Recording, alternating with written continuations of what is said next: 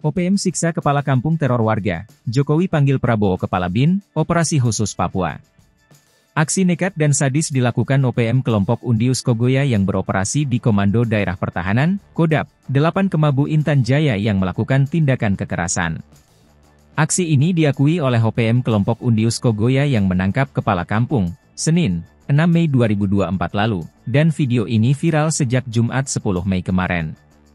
Dalam tayangan video ini, seorang warga sipil dilucuti dan disiksa.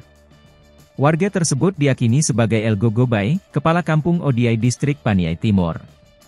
Pihak OPM, dalam sebuah postingan media sosial, Medsos, menyatakan bahwa alasannya menangkap El Gogobay dikarenakan Elgo dianggap sebagai simpatisan aparat keamanan, APKAM.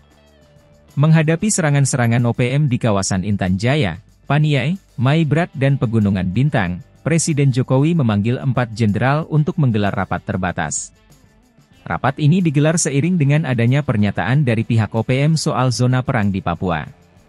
Jokowi langsung memimpin rapat pada Rabu 8 Mei 2024 tersebut dan membahas operasi khusus Papua.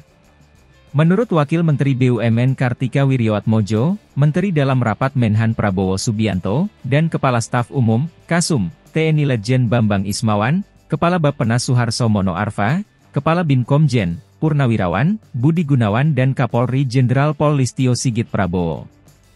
Rapat ini membahas anggaran operasi Papua. Kepala Bappenas Suharso Mono Arfa, pihaknya saat ini sedang menyusun rencana percepatan pembangunan Papua. Salah satunya dengan program pendekatan kesejahteraan. Sementara itu, Panglima Kogab Wilhan III, Letjen TNI Richard T. Tampubolon mengatakan, pasca serangan bertubi-tubi OPM kelompok Afrianus Bagubau dan Keniti Pagau di wilayah distrik Homeo, masyarakat takut dan mengungsi. Kami TNI Polri terus melancarkan langkah proaktif mengamankan wilayah distrik Homeo dari gangguan OPM, tandasnya.